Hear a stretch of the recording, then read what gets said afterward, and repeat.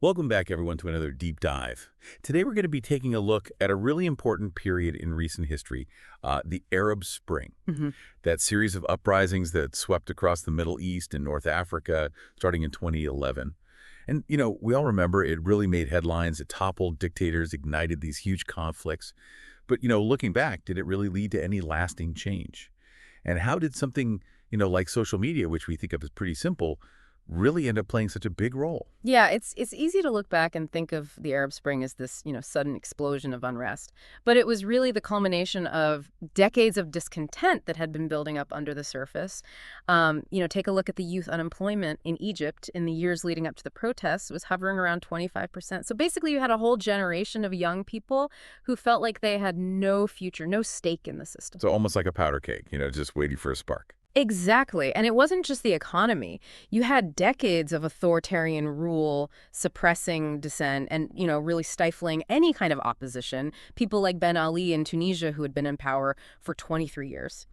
But what's really interesting, I think, is that it wasn't just these traditional power structures that were starting to crumble. The control of information was shifting, too. Right, with the rise of social media. Yeah. But I'm curious, was it really that pivotal? I mean, we had protests and uprisings before Facebook and Twitter. Yeah, but this time it was different. Think about it. Before, regimes could control the narrative pretty tightly through state-run media, but suddenly you had average people in Tunisia using Facebook to coordinate protests, sharing real-time updates and completely bypassing the government's attempts at censorship. And in Egypt, you had activists on Twitter literally crowdsourcing ways to deal with police crackdowns. It was a whole new level of, organization and speed at which information could spread. Wow, so it was more than just expressing anger. It was actually finding new ways to organize and push back. Yeah. Exactly. And it allowed movements to gain momentum and international attention much faster than ever before. Okay, so we have this, pretty volatile mix of economic despair, decades of authoritarian rule, and this new tool in the form of social media. Right. What was the spark that finally set off the Arab Spring? Well, it all started with a single act of defiance, as tragic as it was symbolic. Mohamed Bouazizi, a Tunisian street vendor who was driven to desperation by poverty and harassment.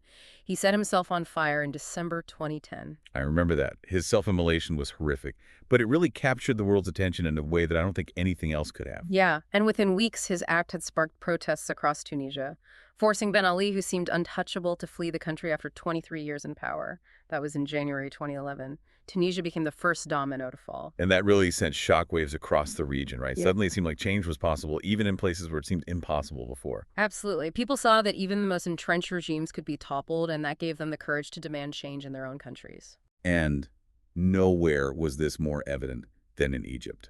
The images from Tahrir Square in Cairo were just incredible. Hundreds of thousands of people demanding Mubarak's resignation. It felt like the whole world was watching. It was a truly remarkable moment. You had labor unions, student groups, secularists, Islamists, all united in this incredible display of people power. They were literally camping out in Tahrir Square, risking their lives to make their voices heard. And then on February 11th, 2011, after 18 days of protests, Mubarak finally stepped down. That must have felt like a massive turning point. It was a watershed moment. But the road to change wouldn't be easy or peaceful everywhere. In Libya, for example, the protests against Gaddafi, who had been in power for over 40 years, quickly escalated into a brutal civil war. Yeah, Gaddafi was notorious for his, iron-fisted rule, so I can imagine how violently he responded to those uprisings. Yeah, he unleashed his security forces on the protesters, and the country descended into chaos. Rebel groups aided by NATO airstrikes eventually captured and killed Gaddafi in October 2011. So while Tunisia and Egypt saw these relatively quick changes in leadership, Libya's path was much more violent and chaotic. But the Arab Spring didn't end there, right? The uprisings spread even further. That's right. Protests erupted in Yemen against President Saleh, who had been in power for decades as well. But Yemen's situation was really complex. You had these tribal loyalties and political factions all vying for control, and it quickly descended into a really protracted conflict that's unfortunately still going on today. And then, of course, there's Syria, where the protests against Assad's regime turned into one of the most horrific civil wars in recent memory. Yeah, the uprising in Syria started peacefully in March 2011, but it soon became a brutal proxy war, drawing in regional and global powers. And the human cost has been just staggering. Hundreds of thousands of people killed and millions displaced. So we see these very different trajectories emerging, from the relatively peaceful transition in Tunisia to the protracted conflicts in Libya, Yemen, and Syria. And then somewhere in between you have Egypt, where that initial hope for democratic change gave way to a return to authoritarian rule. And we can't forget about Bahrain, where the protests, led largely by the Shia majority demanding more rights, were brutally suppressed by the Sunni monarchy with the help of Saudi Arabia. So it seems like the Arab Spring sparked this incredible wave of change. But it ultimately produced a very mixed bag of results.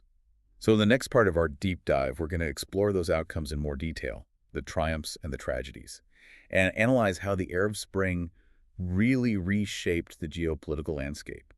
It's fascinating to see how each country that was touched by the Arab Spring really had its own unique journey, like this chain reaction, but with totally unexpected consequences in each place. Yeah, definitely. It just shows you how unpredictable revolutions can be. I mean, everyone thought there'd be this domino effect of democracy spreading, but it didn't quite work out that way. Every country had its own internal struggles to deal with. Right, and let's start with Tunisia. It's often called the success story of the Arab Spring.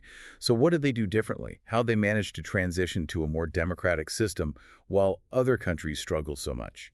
Well, Tunisia had a few things going for it. Their society is relatively homogenous, for one, and they didn't have as strong of a military presence as some other countries in the region. Plus, they had a pretty strong civil society that could mobilize and demand change. Oh, and also their leader, Ben Ali, ultimately decided to flee instead of clinging to power no matter what. So even though the protests were important, Ben Ali stepping down was a big part of preventing more violence and allowing for a peaceful transition. Exactly. Him leaving created the space for a national dialogue, and they were able to draft a new constitution, one that guaranteed basic rights and established democratic institutions. That's pretty remarkable when you think about all the turmoil in other places. But I'm guessing it wasn't all smooth sailing in Tunisia either, was it? Oh, of course not. They had economic problems, political assassinations, even terrorist attacks. But they kept going. They held free and fair elections in 2014, which really showed they were committed to democracy.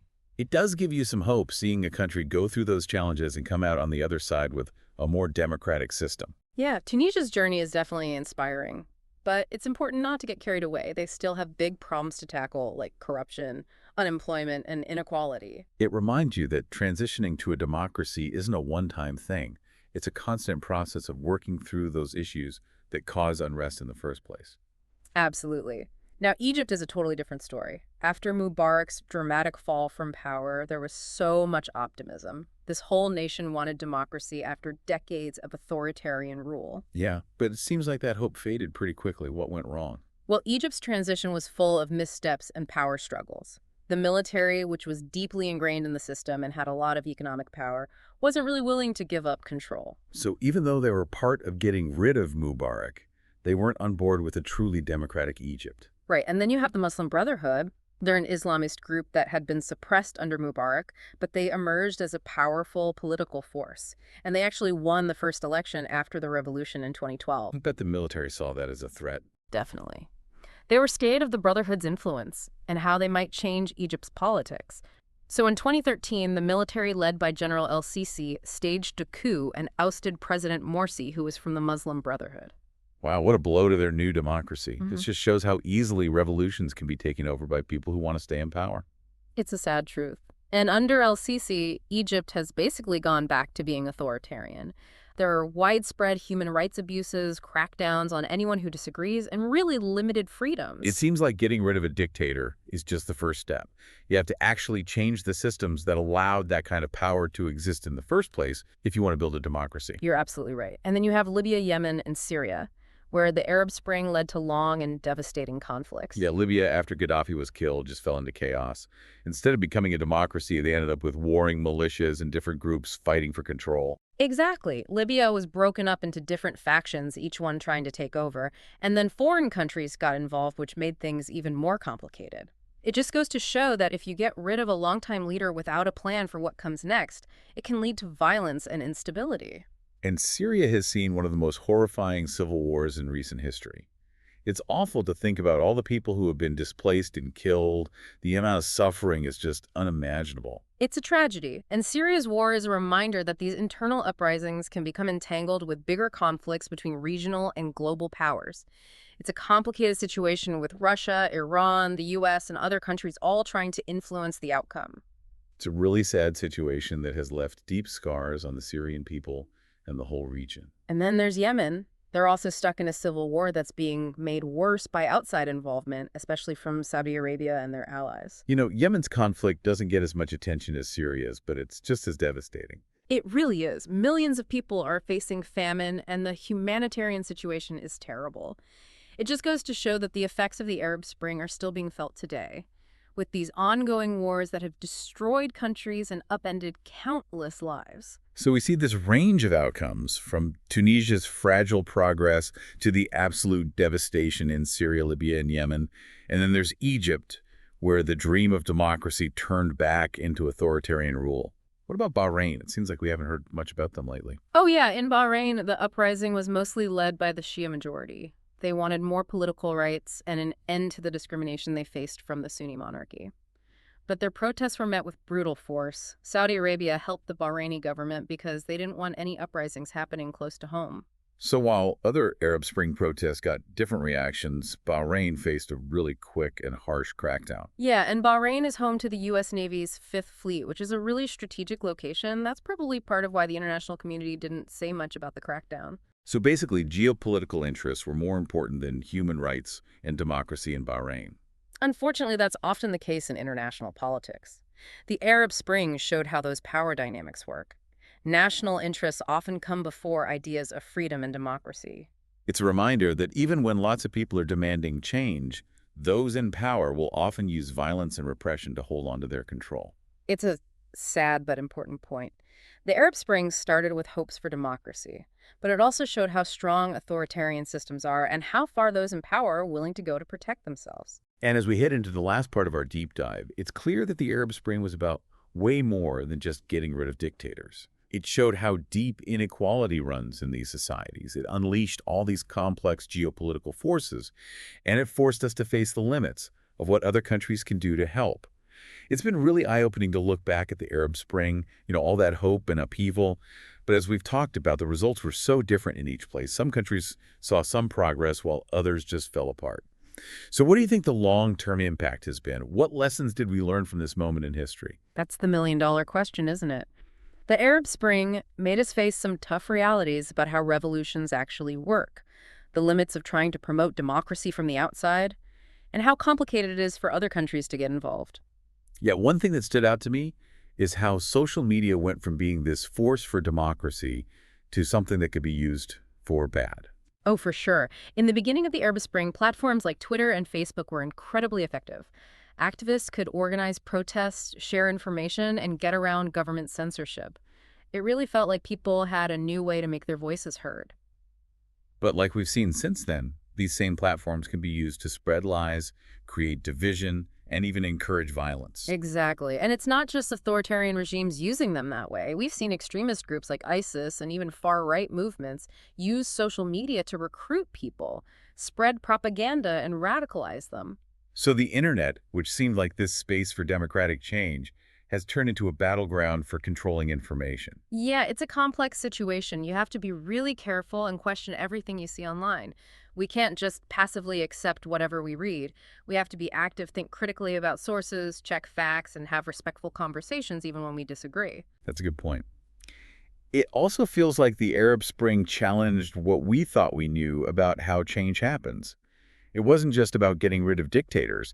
It was about fixing the problems that led to those uprisings in the first place. You're absolutely right. A lot of the protests were driven by things like economic stagnation, inequality, and corruption. Yeah. People weren't just demanding political freedom. They wanted a fairer system, a chance to live a decent life with opportunities.